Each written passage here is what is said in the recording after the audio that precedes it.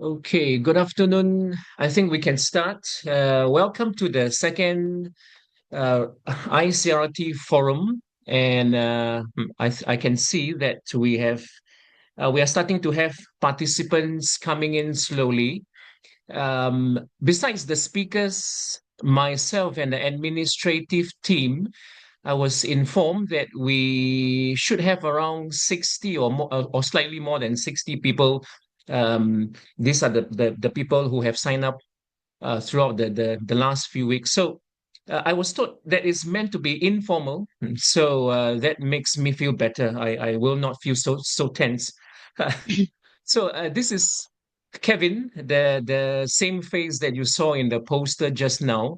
My apologies. I have aged, so I don't quite look the same as that photo in the poster. I'm excited to be the moderator and the host with you. I'm tuning in from Singapore, and I am part of the ICRT Southeast Asia chapter. And from the poster which you saw when you sign up, you would have known that the theme of this topic is slightly different from the one we had in the end of at the end of February, about 2 months plus. And the theme that we are focusing this forum on this afternoon is talking around the topic or the theme of environmental sustainability. So without much ado, I will briefly introduce the three speakers, and then I will have them spend some time to share with you where they come from, which organization or which company they belong to, and what they do. Yeah, and so to the left of my Zoom chat box, we have Ewan from Tripseed, based in Thailand. If I remember correctly, Tripseed is a DMC. Is a destination management company based in Chiang Rai, Thailand. In Chiang Mai. Chiang Mai, sorry, Chiang Mai, Thailand. One part of Thailand which I have not been to, but soon.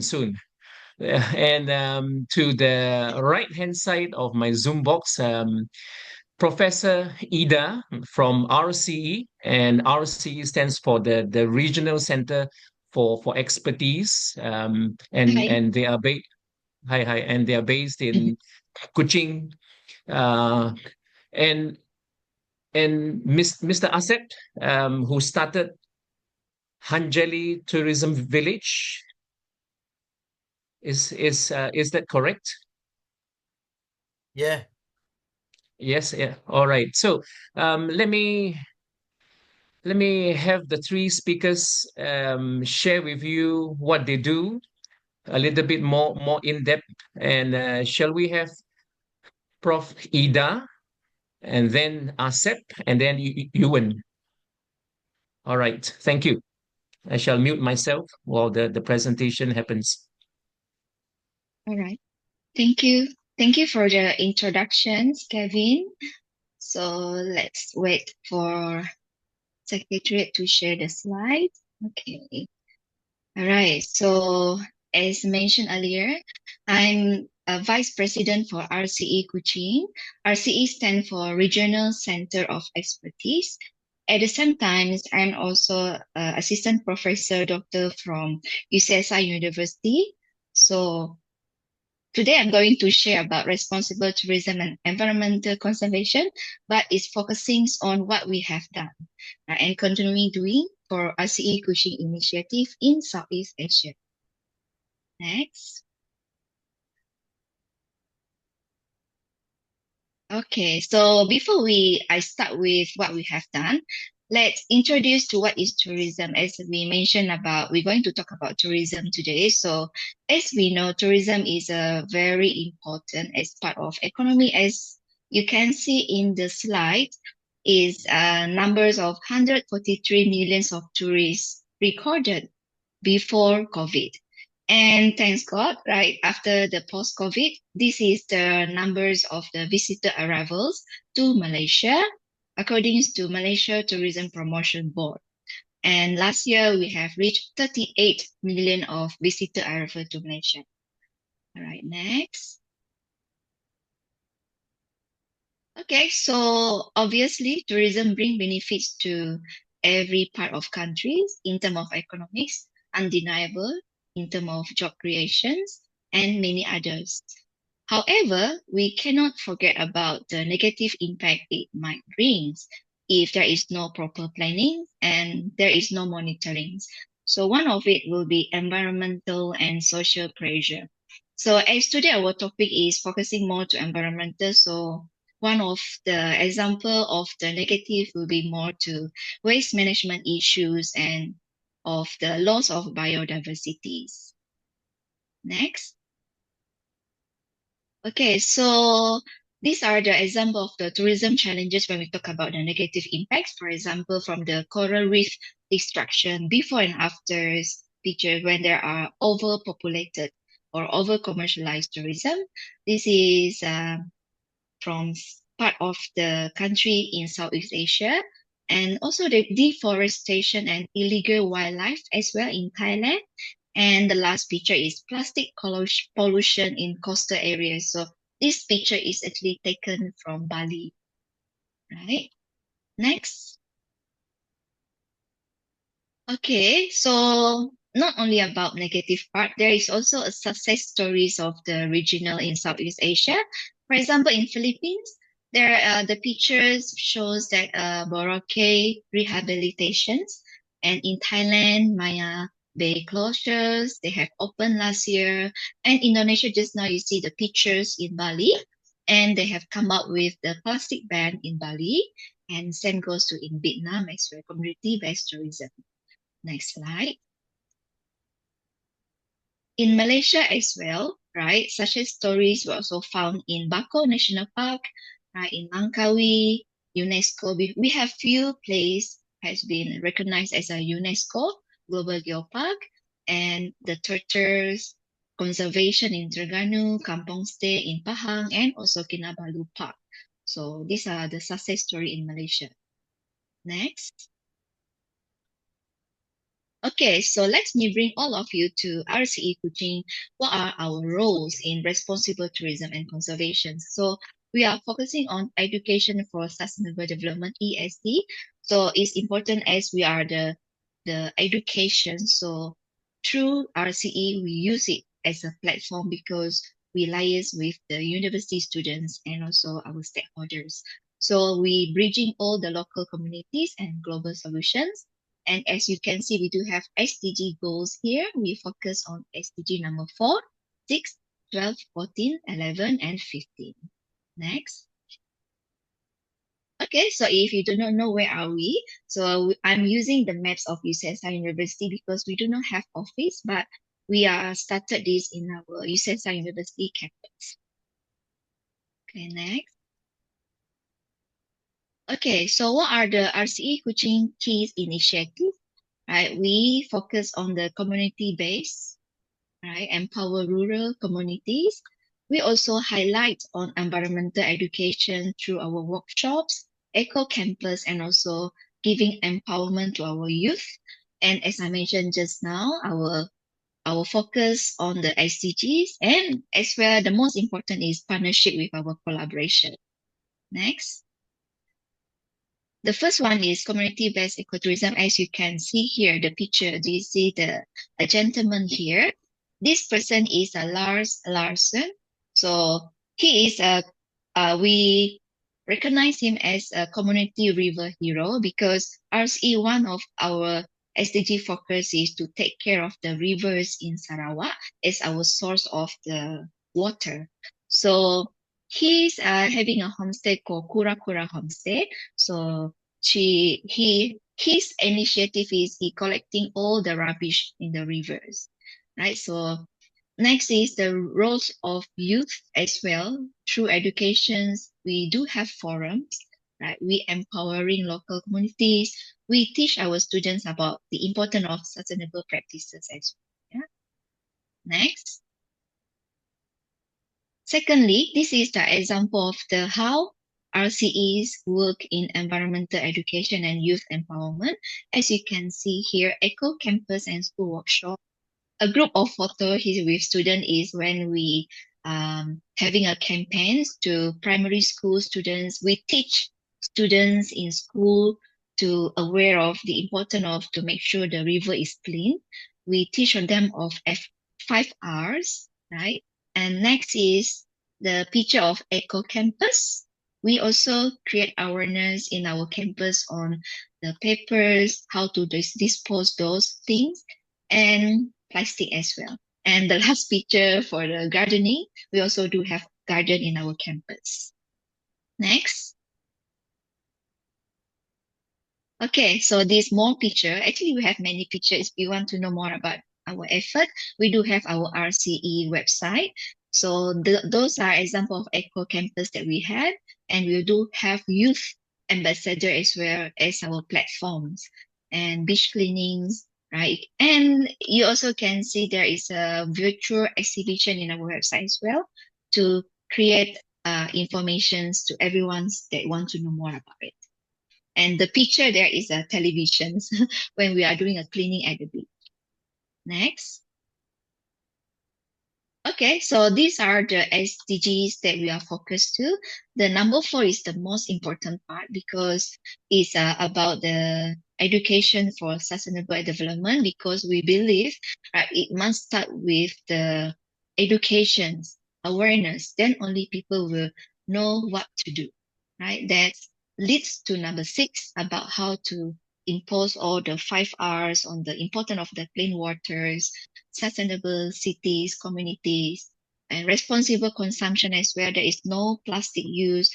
We also teach our campus communities on the waste management. SDG 14 about life below water and also life on land of the communities. Next. Okay, so who do we collaborate with, right? So in order to do all of this, we cannot work alone, right? So we do have many partners, and also our partners usually from NGOs, government, and university people. So as you can see here, we do have meeting with the river board, right? They explain to us what are the functions. And another photo here is about river competition as well. And all our activities is acknowledged by the United Nations. Next. Next picture is the pictures of our stakeholders that involved from the Trinicans, right, and universities, hoteliers, and many others. Next. Okay, so we do get our recognition as well from many stakeholders. One of the memorable recognition is last year when we get one to watch nature positive tourism during the ICRT forums. Okay, next.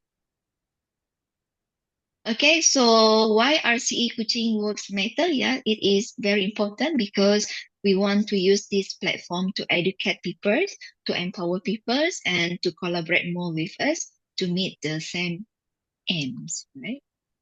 Lastly, next slide, please. Okay, so what can you do, right? So how can we support as humans, how can we play our roles, right? So there's many ways. As operators, we must choose eco-certified accommodation as a tourist as well. We must respect local when we travel. This is when we talk about a responsible tourist. And we also should reduce waste and carbon footprint when we travel. And also in university that I mentioned earlier, and support our local businesses.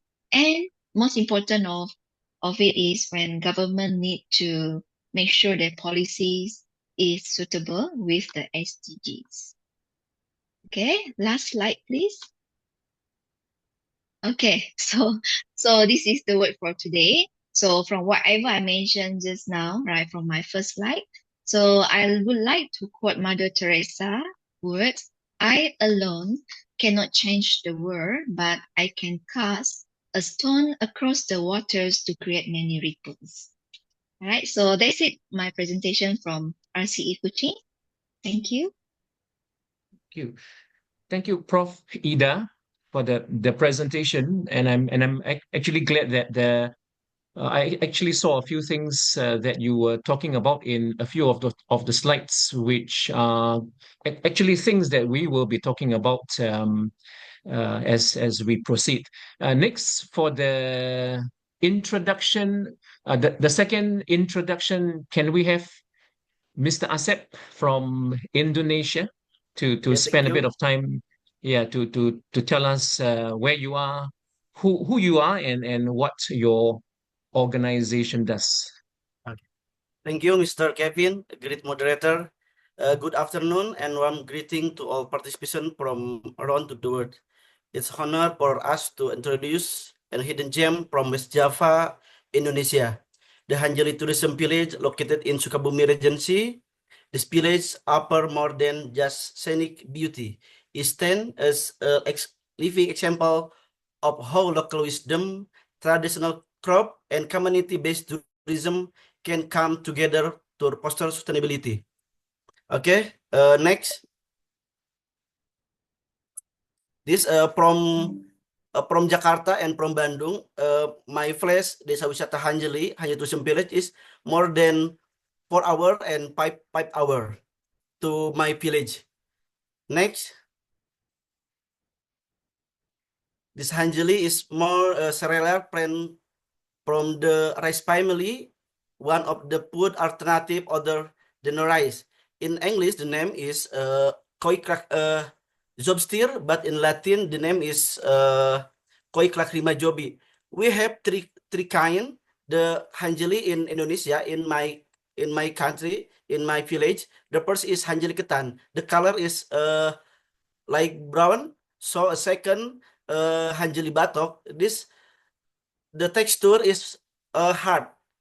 The color is brown. So this last, the name is Hanjeli batu. Hanjeli batu is more than hard. The color is black. This used for accessories, for jewelry or another. So Hanjeli nutrition content, we have a good protein. It is good from with rice. So the calcium is very high. So good for suitable for diet, low cholesterol, low the risk of heart disease, avoid diabetes. The grit is gluten free. Next. Hanjeli Tourism Village is part of Geopark. We have three kind in Ciletuh.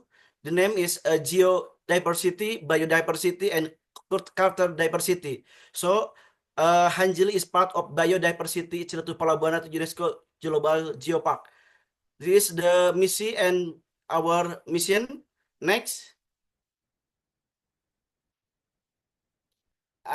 Background of the established of community-based empowerment in Hanjeli Tourism Village is there is two. The first, we are talking about mining goal.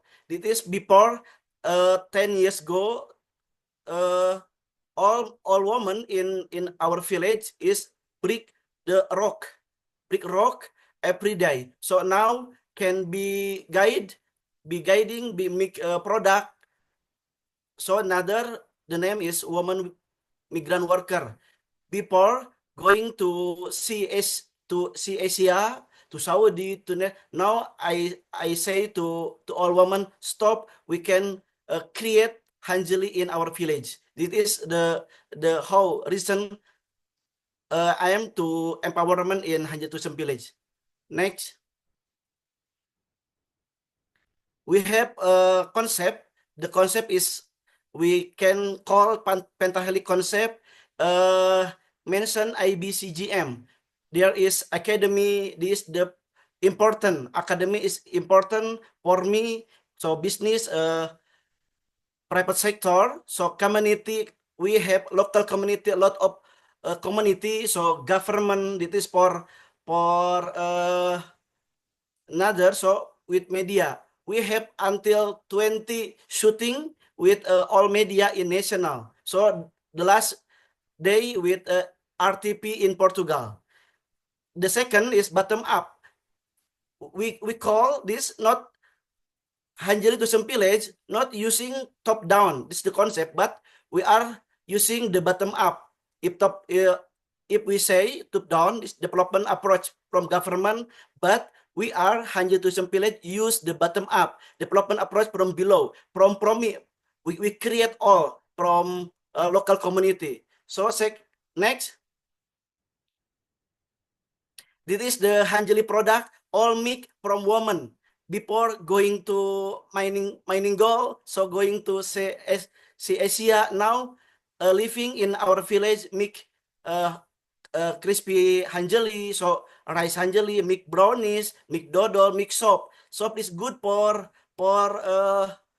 health, so make a capsule, so powder, so another. Next. Many product from Hanjali, like a tofu, like porridge. So the under we make the Hanjali batu, Hanjali stone, the hard we make accessories for jewelry or another accessories. Next. This is a woman empowerment of women of Hanjali Tourism Village, manufacturing rengginang Hanjali. This is the all women is from 58. So another we make traditional local. So next, we say this about product legality. We have any from COMK, PRT, so halal. This is we are Muslim in Indonesia. We use the halal for legality. Okay, next. This is our Hanjali Tourism Village info. We can find me in Facebook, in website, Instagram, YouTube. Now we have a new TikTok. Before we are not TikTok, so now we use the TikTok because the popular in Asia. So we Google Map we have if any tourism come to me, only search in Google Map Desa Wisata Hanjali is only come to my village. Okay, next.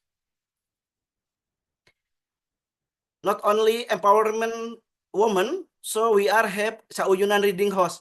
It is the manager by former migrant worker. We have a house from village, our village. So every day, every afternoon, all children come here. So make a religion, praying, and another. So second is a Hanjali Information Center. We have every tourism come to our village. All we can attention, we can give information in Hanjali Information Center. Next. This Ngahuma. Ngahuma, the name is traditional farmer in the land without water. We are have any more land in Sukabumi. So Hanjali planting pattern in Hanjali Tourism Village from 1 month age, so the 4-month age, so until harvest, from planting until harvest. We have so tourism come to our village, study about from planting until harvest. Next. We saw collaboration with military, all military from TNI, AAU, so the Air Force. So second from collaboration with Kodim. Kodim, this Markas, what's the name in military?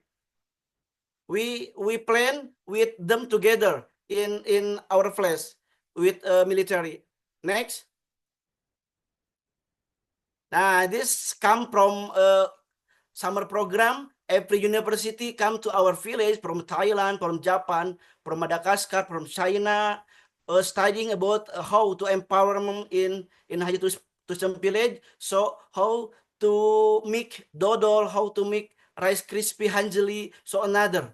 So we can say over there about history Hanjali. So second, summer program, it is every year come to our village. UNPAD summer program from Pakistan, Japan, Africa, Taiwan, Singapore, and China come to our village every years. This is the second come to my village. Next. This education Hanjali from planting until harvest. Everyone can do about this is the name. The weapon name is ani. This is Sundanese weapon for planting, for harvest. So second, we have education on funding Hanjali on Lisung. Lisung is traditional until 500 years go. We have this is the traditional in our village. The name is Lisung. So next. So another we have any education. The name is Winning Hanjali. Every tourism come every day can winning the Hanjali on a rise. So another education on making Hanjali accessories. Everyone come, so we give the accessories Hanjali. Next. This is the education on making crispy rice Hanjali. Every student, every tourism come to our village, all making everyone making rice Hanjali crispy. So another make dodol. We come not only come to our village. So I am and team go to school or go to military. This is for Hanjali to information to military. Next. This our traditional games. There is to bamboo. All tourism can play every day.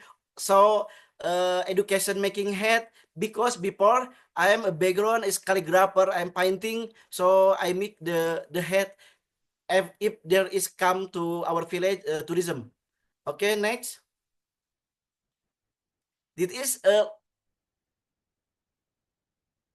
the homestay empowerment citizen. The tourists stay in resident house with the homeowner. So we have a live in a student until 7 days in our village. Next. This we have Hanjali exhibition from Sukabumi, from Bandung, from Jakarta to Sulawesi, Indonesia. This the exhibition about Hanjali. Next. So we shooting national TV story coverage from local station TV, from iNews. So another station come to our village to shoot our activity empowerment in Hanjali Tourism Village. Next. This program, this is visit from academy university. Now academy university come to our village for research from until doctor. We have two now 2025 there is two doctor research in my village. First from University Australia, so second from Trisakti University. The other we can come to Akita University from Japan to our village. Next. This is live in. All students come to our village 8 day, 7 night come. So after that we the student make a book for activity. So next. This is local and national online. We have shoot from local media online. So next. This is a regional and national award, Mr. From local, so another. Okay, next. The last. This is the copyrights from journal, thesis, or book. We have tutorial about how to making Hanjali so planting from we make a bakery, make brownies or another. So next, the last. This I'm so national, international resources. So next. This from UNESCO assessor come to our village because we are every 4 years revalidation for geopark. So this the RTP Portugal television visit to our village. Next. This we have every Sukabumi Award and Kalpataru. This is the most award in Indonesia for environment. Next. Thank you. This is the last from Desa Wisata Hanjeli. So I want say in Hanjeli village is sustainability is not a concept. It is a way of life, root in the soil, the stories and the soul of community. Thank you, Mr. Kevin. Thank you. Thank you, Asep. That's an interesting presentation to let us know more about the village. And yeah, last but not least, we have someone all the way from Chiang Mai, and one of the companies who won in one of the categories at last year's Responsible Tourism Awards. So can we have Ewan share with us what TripSeed is doing, and do tell us uh, how on earth a Scottish man happened to be in Thailand and in this part of the world for I think in the last 20 over years, I suppose. Yeah, Ewan. Of course. Hello, everyone. I'm Ewan Clucky, one of the co-founders and the Chief Growth Officer at TripSeed. Firstly, thank you for inviting me to speak here. It's an honor to be among such other speakers and all of our guests.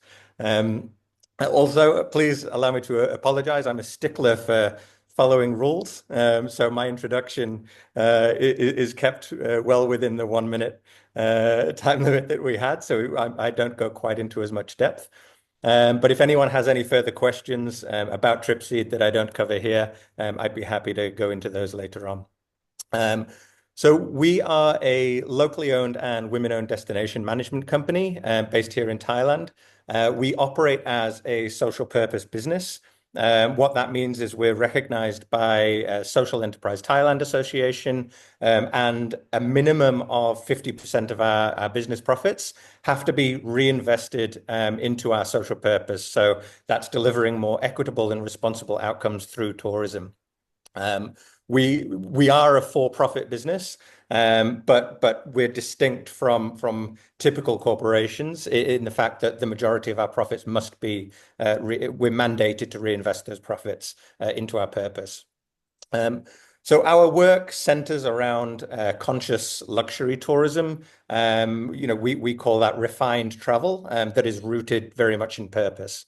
This is high quality, privately guided, tailor-made journeys that go beyond simple sightseeing. It's helping travelers to connect more meaningfully with the people and the places and the cultures that they encounter throughout our trips. We run many of our own self-operated experiences that are unavailable through sort of more mass market or more mainstream oriented operators.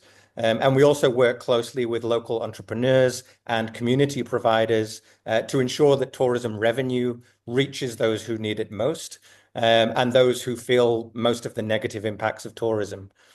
But they're typically the ones that receive the fewest benefits from tourism as well.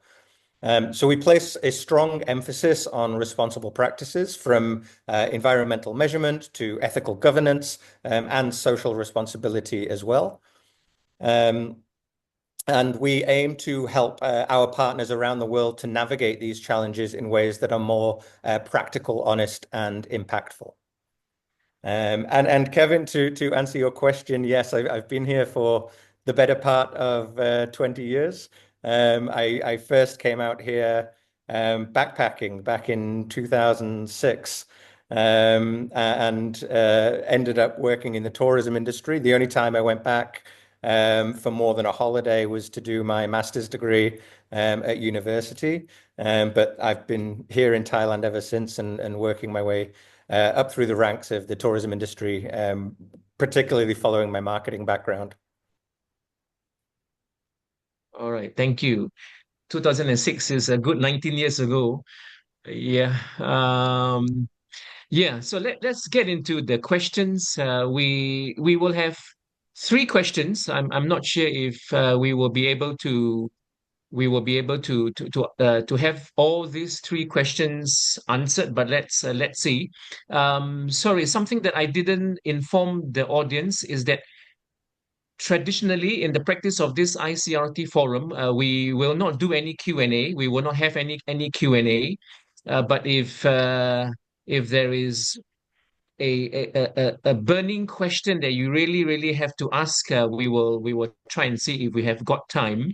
So you can reach out to the three speakers if you need their contact details. You can reach out to myself or the administrative team here. Yeah. So following the traditions, we will not have any Q&A time. All right. Yeah, I think the slides, will we be able to share the slides with the audience? Nobody asked this question in the first forum.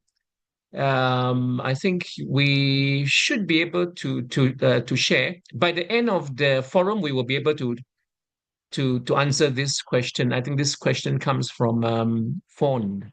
So the first question I would like to ask Prof. Ida, and I'm going to type the question in the Zoom chat box so that the audience can see. Yep.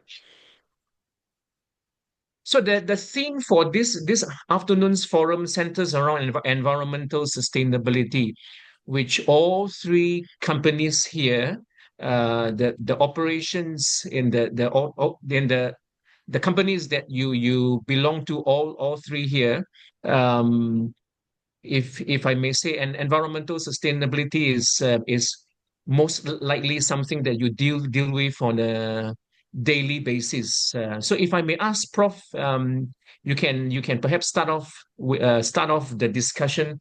I will have you answer this question. One or two complications when it comes to trying to be environmentally sustainable. All right. Thank you, Kevin. Right. So as we mentioned just now, is all the businesses will like to highlight on the profit, and it might cause them to forget on the impact of their activities. So one of the complications when it comes to this is when they do not aware of what are the important of the environment, right? So because they need to realize that it's not only about profit, but also they should respect the community involved and as well the environment. So because of their lack of awareness how important it is, so it is important for us to collaborate with them to give awareness to them. So that is one of the part of RCE roles. So our aim is to bridge this gap through our education for sustainable development, ESD. So we're highlighting this in our key initiative. So it do take times. It's not easy to collaborate with those, but it's workable, it's doable. As introduction of RCE earlier, so we started back in 2018, and then up to here today, we do have many stakeholders, not only from hoteliers, from universities, even from government as well, and from others NGOs. We have more than 20 stakeholders, right? So it is important because they need to know their awareness. So that is from my part in terms of complications. Yes. All right. So can I pose the same question to Ewan in your work at TripSit? Perhaps on the ground, in practical terms, what could be one or two, or what have been one or two complications when when you guys try and execute environmental sustainability? Of course. I mean, we tend to think about sustainability in general and responsible tourism in a very sort of siloed way. I mean, we look at ESG, environmental, social, and governance, and those are treated sort of very, very separately and individualistic, and we frequently forget to consider the interlinkages between those three pillars of sustainability. And I think one of the biggest, but probably the least acknowledged obstacles to environmental progress is the unchecked financial extraction that we see happening through tax avoidance and tax evasion, especially from large multinational corporations. Many companies, particularly foreign-controlled ones, operate through nominee shareholder structures, or they shift their profits offshore to low-tax jurisdictions. And while they may promote token environmental gestures like rolling out reusable bottles or carbon offsets to minimize the impact of their tours, they often contribute very, very little, if anything, to the local tax base. And this undermines the host government's ability to invest in the kind of public infrastructure needed to drive real environmental change. If we look at Thailand as an example, despite widespread interest in renewable energy, we've seen a massive adoption here of electric vehicles. Only around 20% of the national grid currently comes from renewable energy. The remaining 80% is still generated from fossil fuels. And so without a stronger tax revenue coming in from companies, not just tourism, but tourism is one of the actors in this, it's extremely difficult for the government to scale up any of their clean energy infrastructure or to fund any climate adaptation programs. And this kind of thing directly affects businesses like ours at Tripseed, where we want to transition to lower impact solutions because we've piloted electric vehicles, we have electric tuk-tuks on our tours, we've tried electric cars for some of our tours, but we still have to acknowledge this quite large contradiction because these EVs are still being powered primarily by fossil fuels to charge their batteries. So until the grid is greener, the impact of switching to electric remains limited. And so this is really quite a concrete example of how financial extraction upstream in the governance pillar of sustainability blocks any kind of systemic progress downstream, even for operators trying to do the right thing. So that's the first biggest challenge. I think the second major challenge is the tourism industry's resistance to any kind of structural accountability, especially when it comes to measuring our emissions. A clear example of this is the near universal exclusion of long-haul flights from tour carbon calculations. The rationale is that because operators don't sell the flights, they're not responsible for those emissions. It comes under scope 3. But this is really kind of quite disingenuous because the only reason that tourism happens at all in destinations like Thailand is because of international air travel.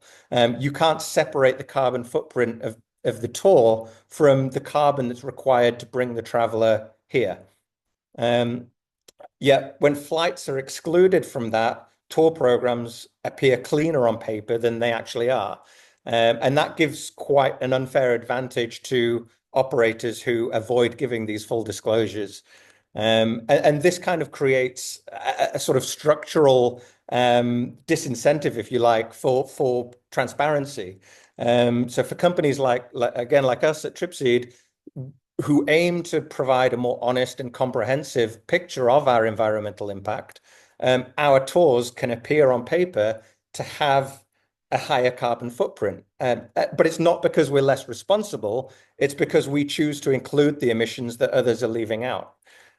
So in both taxation and emissions, we're dealing in a business environment where the most responsible choice often leads to having a competitive disadvantage.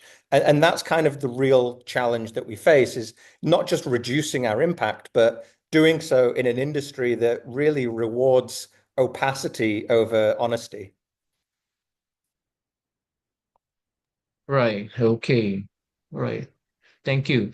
And I suspect it will it could take a long time for for DMCs and tour operators to resolve this challenge, because in more developed destinations, say for example here where I come from in Singapore, we haven't even reached that kind of understanding about sustainability. If you look at the tour operators and the travel agents. Yeah. Mr. Asep, if I may ask the same question, applying into the context of Hanjeli Tourism Village, if you could share with us one or two challenges or complications when it comes to trying to be environmentally sustainable. Okay. In Hanjeli Tourism Village, a major complication in implementing environmental sustainability is balancing tourism development with conservation, as the village grows as a tourist destination. There pressure to build more infrastructure, which can threaten the natural environment, especially if not planned carefully. Another complication is limited community capacity and funding. Local community may lack technical knowledge or resources to adopt sustainable farming, waste management, or energy solution, even if they are willing to do so. Another thing is about reading and human resources management.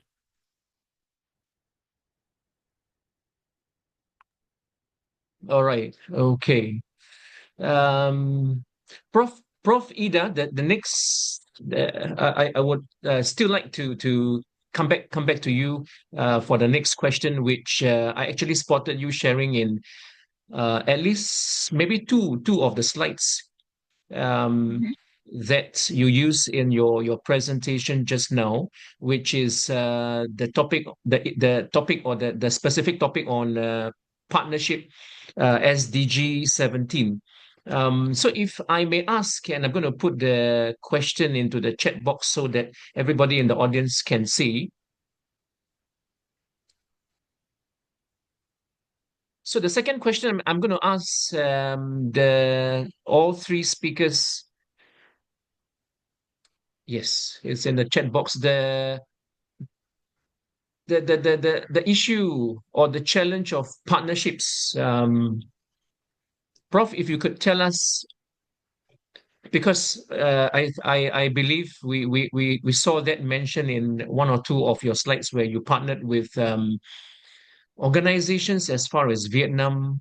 I'm not sure if Thailand was mentioned, but I saw Vietnam, Malaysia, and then there was another slide where you also talk about partnering uh, places as diverse as academic institutions and destinations across quite a range of activities and initiatives. Yeah. So yeah, would you like to uh, answer this question? You don't have to you don't actually have to specifically follow how this question is phrased. Yeah, but have us understand how RCE looks at this thing, Mm. partnerships. Mm. All right. Okay. So partnership is very, very important as in any kind of effort that you want to do, because especially RC is not a profit oriented association. It's not an association as well. It's actually an initiative that we use this. So we don't have any funding. So whatever activity we want to do, we need to have a collaboration, right? So we start with to ask from the ministry whenever we want to have a forum, because our activity is not only physical. We go to the villages, we go to the schools, right? So our collaboration partners can be from the education background, those educators. So we go to school because in order to sustain in environment, we need to have engagement someone that wants to work together with you, that together the same aim. So we looking for the funding from government. We approach the ministry, whichever ministry that related to the project we wanna do. For example, if you want to have a forum, we want to have a last year we do have summit forums with the talk about the environment. So we approach Ministry of Environment, right? Then they will collaborate with us in terms of funding. So same goes to when we want to have a competitions in the river art as well. And also collaborations when we need expertise, because we are also need expert. How, right? How to for them to come over to explain to our students as well, because we're also giving trainings to our youth. And what else that we do? All right. So, but the challenges is still there when those stakeholders are unable to come over. Not all will accept. Some will say that they're unable to make it due to the schedules. They also are very busy partners, but we do have many platforms, right, to connect with them. That's why we do have stakeholders WhatsApp groups, right? So whenever we do have activities, we will post it in our WhatsApp groups to make sure the momentum will be continued. So we do have in RCE, we do have annual meetings. So by end of the years, we will call all our stakeholders, right? Because it's not easy, as I mentioned, it's not easy to collaborate with them. So we have a meeting by end of the year. We will list down the activity that we have done, our effort, and what are the success story and the failure. And also we also list down what are the future things that we want to do next year. So that we know that what we have done, what is the site have done, do they get any benefits from after they joining RCE? All right. So what are the future plan or project that they want to do, then we can support. So it can say that we supporting each other. Right. So that's why I see as the partnership is very, very important. As in SDG, every company now also is kind of like KPI as well for them to have SDGs in their mission, in their vision. So yes, that's Right. from my. Right. Thank you. Thank you, Prof. Ida. Ewan, I'm going to make your life a little bit tough. I'm going to shift the question slightly. If I may ask you, which has been your most meaningful or productive partnerships at TripSit in the context of environmental sustainability? No problem at all. I mean, partnerships are critical for any business trying to implement responsible practices, but especially so for smaller local businesses like ours, like TripSeed. We simply don't have the internal capacity to do everything ourselves. We're 12 people. If you're looking just at our full-time employees, obviously we have a lot more freelancers and contractors, things like that. But yeah, if you're looking purely at full-time staff, we are a team of 12. And so we just don't have the capacity to do everything ourselves, especially when it comes to complex tasks like environmental measurement. So that's why partnerships are essential. And a good example of this, as you asked for, is our collaboration with Terra Verde Sustainability in the UK. So we work with them to carry out our carbon footprinting and our environmental reporting, especially as it relates to our climate action plan. Because the level of technical expertise to do that properly is beyond what's feasible for most SMEs of our size in our space. So having the right partner helps us to stay focused on our strengths in terms of operating our tours, designing our programs, but it allows us to ensure that our reporting still meets that high standard of integrity. But these kinds of partnerships only really work if both sides are genuinely committed to truthful, full scope reporting. We kind of insist through our partnership on including these often overlooked emissions, like tour guide commutes, EV production and life cycle emissions, computing infrastructure, because these all have real impacts on the footprint of our overall business. If you're working with a partner that sort of cuts corners or leaves these things out, even if it's unintentionally done, you risk sort of becoming part of this system that misleads people rather than informs people.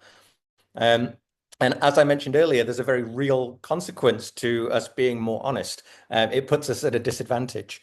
But when smaller, more transparent or trying to be more transparent operators, like ourselves, choose to report everything, while others sort of selectively disclose only the data that makes them look good, it makes us look less sustainable on paper, despite actually being more rigorous. So the industry often rewards appearance over substance. And unfortunately, like I said, that creates a disincentive for this level of transparency that we're trying to offer. So that's kind of why I think values-aligned partnerships like what we have between ourselves and Terra Verde are so important, because without those sort of shared standards and sort of mutual accountability, the playing field stays tilted in favor of those that are doing the least, not those that are doing the most.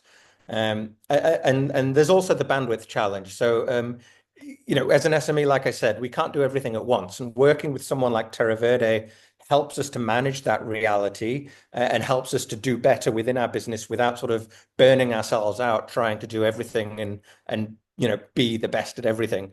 But so these partnerships sort of require trust, and they take time to build, especially when we're working across borders. We have different time zones. There in the UK, we're in Thailand.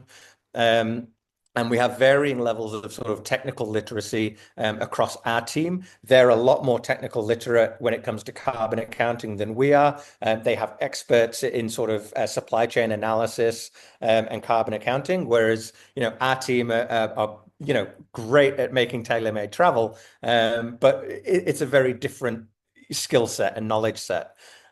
So while SDG 17 calls for more sort of collaboration, we believe it's not about having more partners, it's about having the right ones, and sort of having the courage to do the hard work and having the honesty to admit where we're still falling short and helping walk us through that and doing better at every stage. All right, thank you. Your second last statement is it's a bit like you don't need 1,000 friends, just a few friends, but good friends. Yes. Mr. Asep, yes, if we can come to you with the same question, the same question on partnerships. And I think in one of your slides, somewhere in the middle, one of the middle slides, you also happen to mention stakeholders which you partner with. So if I may ask you to share with us your response to this question on partnership, Mr. Asep.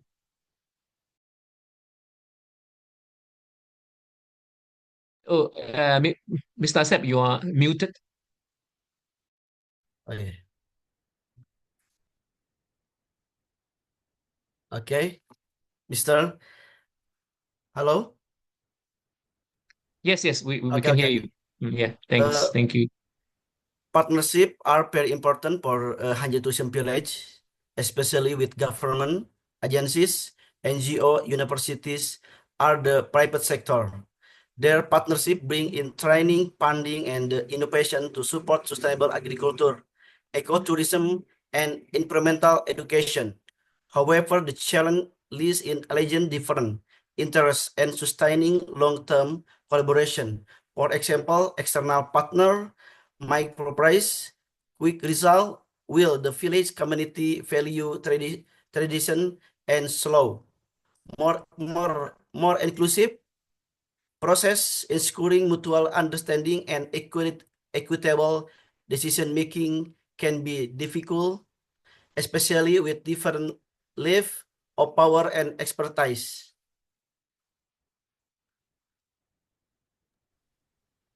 Right. Okay. Yeah, we have one last question. We have one last question, and it's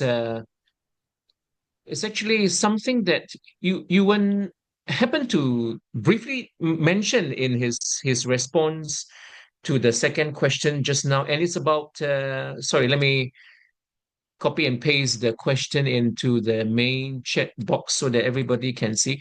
And it's a question on measuring sustainability practices, specifically environmental sustainability practices.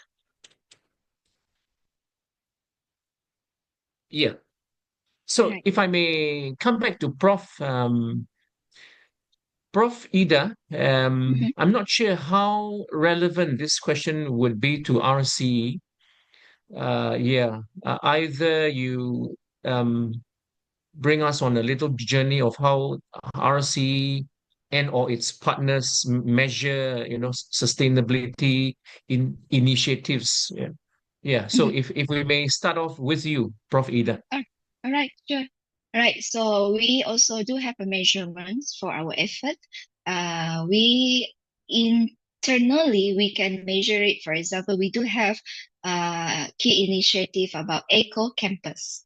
Right, for example, Eco Campus, we encourage staff and students to reduce the usage of the water, electric, and also those related to 5 Rs, right? So we do have memo almost every day or monthly. They will receive it through email. It's our platform. And also we do have a Facebook users site, Facebook to blast all of this, right? We will do the poster as well, right? So when it comes to the management meetings, usually our top management will share the effort. Right. One of the way we can measure that our effort is working is we use we used to see there is a differences of our electric bills because we reduce the usage of electricity through many ways, right? And same goes to the usage of the tissues, right? Instead of the tissue papers, they remind the user of the amount of the tissue papers. This sounds like little things, but these little things do make a difference because the usage is a lot, right? So we do have, we can see the impact through the bills, right? And also through the effort of with the school. As mentioned just now, we also go to school to create awareness to students about 5 Rs, about the plastic. Do not throw it to the rivers, for example. So when we come to school, we do come up with a questionnaires, right? Before and after. So what is their understanding about the 5 Rs? Okay, then, and what is their feedback after the programs, after the workshop? Is their perspective about this change or not? So we do see based on the survey, yes, they do have awareness. And then when we revisit again the school, we see there is a lot of changes in terms of they have more recycled bins. They also show they plants important plants that from the reuse, they use all those 5 Rs concept. So this is one of the way is that I can highlight in our way how we measure it. Yes. Okay, all right. Thank you. Mm. And yes, Ewan, this time around, I'm just going to be asking the same question. I'm not going to twist the question anymore. So, specifically in the context of a DMC, yeah, same question. How do you think you would measure So environmental sustainability? Yeah. I mean, I touched on this before on the previous question, but at Tripseed, we take our environmental measurement very seriously. But we've also tried to approach it, cautiously and with transparency. I mentioned we work with Terra Verde Sustainability, who do undertake all of our carbon footprinting and carbon measurements at the moment. They are a completely independent partner to avoid any sort of conflict of interest or trying to, manipulate our numbers in any way. And so they help us measure our carbon footprint using a standard that's called the GHG Protocol Corporate Standard. This is probably one of the most widely used global frameworks for emissions accounting. But the problem with these standards is even when companies use the same standards, their results can't always be meaningfully compared. So, for example, the GHG protocol allows quite a lot of flexibility in how you define those boundaries and what emissions you choose to include and what you choose to exclude. So one company might count hotel stays and transport, but exclude staff commute or tour guide commutes or upstream energy usage. Another might just count the office operations. The problem is both of them can say they're compliant to these GHG protocol corporate standard to this framework, but their reported impacts could be absolutely worlds apart. So their footprints reflect very different levels of accountability. And that's why we believe that honest disclosures are far more important than sort of misleading comparisons. And so, yeah, it really is important to be clear about what's included and what's not, and really communicate that in your sustainability messaging. I touched on what we some of our inclusions before, such as the tour guide and driver commutes, the electric vehicle production and their usage emissions, including the fact that they're powered from the grid, which is only 20% renewable. We look at our digital infrastructure, our cloud computing, data transfer from our website. All of these things are comprehensively taken into account with our carbon footprinting. As I mentioned, I think on the first question, one of the most difficult and controversial areas of this sort of carbon accounting is the long haul flights. The long haul flights of any traveler's journey are more often than not the largest portion of that traveler's carbon footprint. But with most tour operators excluding them entirely from their calculations on the basis that they don't sell those flights. And so, to admit that is to ignore the most carbon intensive part of the trip. So we're always actively exploring how we can begin to reflect these emissions more honestly in our reporting, but without penalizing ourselves and making it really difficult to compete in a landscape when nobody else is doing the same. So, of course, measurement isn't just about carbon. It's also about governance. I talked about this earlier in terms of, making meaningful tax contributions to the local, the destination that you're operating in. Otherwise, the government does not have the tax base or the financial resources to invest in a more sustainable country. And so, responsible environmental action requires this strong public infrastructure, and that can't exist without this fair and transparent taxation. So one way we're looking into measuring that as part of our environment and linking it to our environmental sustainability pillar is by publishing a public country by country. We only operate in Thailand, but we think it's important to specify that it's country by country for multinational operators who kind of try to hide this in a non-country by country reporting. But we're going to put out a public tax disclosure that's aligned with global reporting standards, in particular GRI 207, which is the part of the Global Reporting Initiative. And that will show clearly where our revenues are generated, where our taxes are paid, how we contribute to the local economy. And we see this as an essential extension of our environmental responsibility, because no amount of carbon offsetting or green initiatives can substitute for funding the public systems that really exist to protect our ecosystems, maintain our national parks, invest in clean energy transitions. It really is. It can't be understated how big of a significant differentiator this is in our sector, where these issues are often left out of the sustainability conversation altogether. And that will actually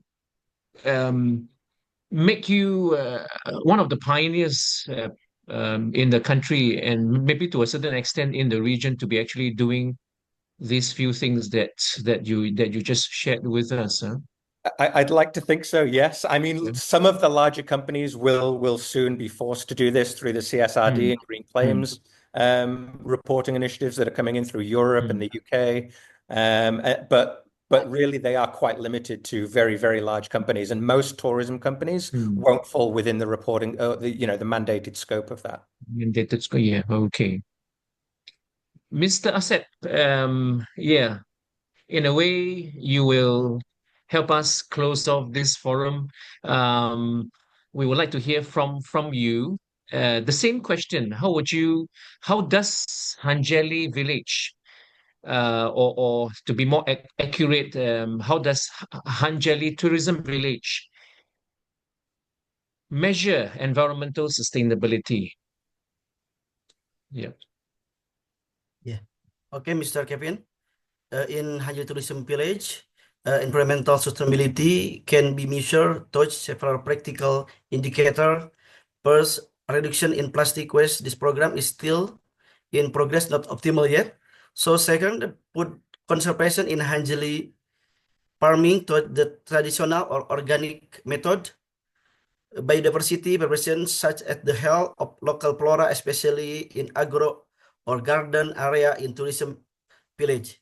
Community involvement in eco program like producing local product. Visitor education, for instance, how many tourists join eco tour or sustainability workshop reflect the outreach success. All right. So that was three indicators, right? Was it three or four? And one of them, sorry, you were saying the second indicator you mentioned about conservation. Was that the second one or the first one? Conservation The of conservation is handled with organic method, Mr. Okay, right. If I may ask you just one question, I'm kind of curious. So one of the indicators you use, in the sense to measure environmental sustainability, one of the indicators is specifically looking at conservation. Um, are you trying to say, whether the conservation, sorry, how much the conservation is done, or specifically what do you look at in that indicator? Oh, Mr. So the indicator that you have just shared with us on conservation, my question is, would you be able to tell us what specifically does the village look at when it comes to conservation? Is it number of local people and engaged in the conservation, or how many environmental projects happen in the year? So, specifically, what do you look at? Mr. Titing can Yes, answer. yeah, Pak Kevin, can I translate to Pak Asep a little bit? Yes, Yes, yeah, sure. okay. Please, Pak Asep, sorry. bentuk konservasi apa yang dilakukan? Apakah pelibatan masyarakat atau apa? Contoh Ya, konservasinya. yang pertama kita menggunakan metode organik. Yang kedua, Hanjeli adalah pangan yang sudah hampir punah. Kita coba konservasi kembali sebagai alat pelestarian. So jumlah konservasi ini lebih banyak kepada mantan-mantan buruh migran, mantan tadi yang saya sebut dengan mini goal. Jadi masyarakat berubah dari asalnya mining tadi, dari tambang, sekarang berubah ke masyarakat lebih bisa menjaga. Kalau luasan area itu bisa lebih dari sampai 5 sampai 7 hektar lebih area-area yang, tapi itu kan kita coba pakai area-area yang sama masyarakat juga gitu. Okay, Mungkin sama Ibu Titing dijelasin. yes. Okay, so I would like to translate Mr. Kevin and also the audience that the most important thing in the conservation concept is by involving the local community and changing the mindsets, because some of the local community last time, this is migrant workers, Kevin. Okay, now they are working in their village by empowering the local product, that's the hanjeli, replacing paddy as the main food for Indonesian people. Thank you. Okay. Thank you. Thank you, Mr. Asep. Insightful answer. Thank you. So yeah, that brings me to the end or close to the end of the forum before Lenny gives us the concluding remarks. I would like to thank Prof. Ida, Ewan, Mr. Asep. Thank you for your insightful sharing, and I'm sure that the audience have learned a lot from the three of you. So thank you, thank you, Thank you. thank you. And Lenny, I will hand over the proceedings to you. Thank you, Kevin. Hi, everyone. Good afternoon. It's so good to see everyone here. Many of you I have met in person. Not sure I have met Mr. Ewan yet. Hopefully, we can see each other in person sometime soon. Good afternoon, everyone. My name is Lenny. I'm based in Jakarta, and on behalf of the organizing committee, I would like to say thank you for being with us today in this inspiring session. So this is our initiative to showcase our commitment across Southeast Asia to make tourism more inclusive, more sustainable, and more impactful. And today we are honored to be joined by three outstanding speakers, and they are all winners of the Responsible Tourism Award Southeast Asia 2024.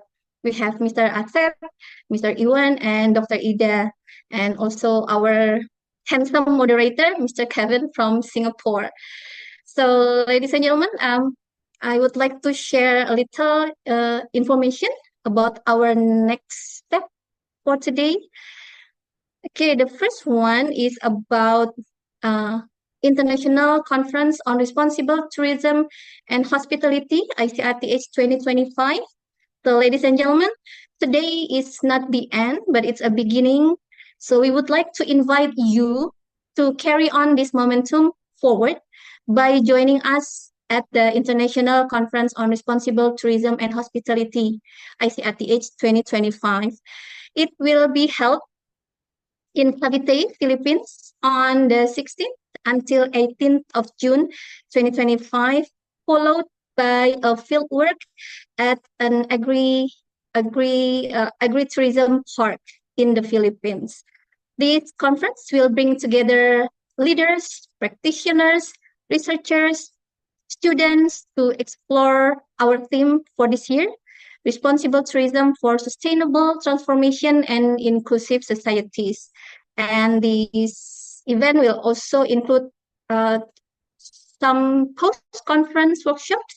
And also, as I mentioned earlier, we will also have a trip to an agri-ecotourism park. Okay, and the next event, so most importantly, the conference will also host the 2025 Responsible Tourism Award in Southeast Asia. These three esteemed speakers are the role model that responsible tourism is doable. So Ms. Ida, Dr. Ida, Mr. Iwan, and Pak Asep can already share their experience, how they make their work impactful to the society, to the environment, and to the economy of their respective areas. And so you can see the poster of our ICRT-SEA 2025. The registration for this year is already closed. We are in the judging period now, but we would like to encourage you to join our event next year, RTA Southeast Asia in 2026 next year. We have 6 categories. This year we have nature positive, and then managing waste, reduce, reuse, recycle, upcycle, peace and understanding, local sourcing, climate adaptation, and then rethinking what all inclusive can mean. So yeah, I would like to again remind all of the audience that let the stories of today's speakers inspire you, me, and all of us to take part, not just as observers, but as active contributors, innovators, and change makers. And if you would like to know more about ICRTH and about TA Southeast Asia, visit our website on responsibleborneo.com. I think it is somewhere in the poster, or follow our updates on our Facebook page. So again, on behalf of the organizing committee, Responsible Borneo, ICRT Southeast Asia, Tiara, and all of our partners, again, we thank you for being part of our journey, all of us, our journey, and let's continue working together to ensure tourism respects communities, restore nature, and build peace. Thank you, everyone. And again, congratulations to all speakers. Back to you, Kevin. All right. Thank you. So that's the end. That's the end. I wish you all a very good week ahead. Have a good weekend. The weekend is coming. So yeah, see you. See you all. Bye bye. Thank you. Bye, everyone. Bye bye. Thank you. Bye-bye. Bye, Ewan. Thanks, everyone. Bye-bye, Bye-bye. everyone. Thank you, Kevin, Thank you. Dr. Ida, Mr. Iwan, Pak Asep. Bye-bye. Thank you. Bye-bye. Thank you. Thank you. See you. Bye bye.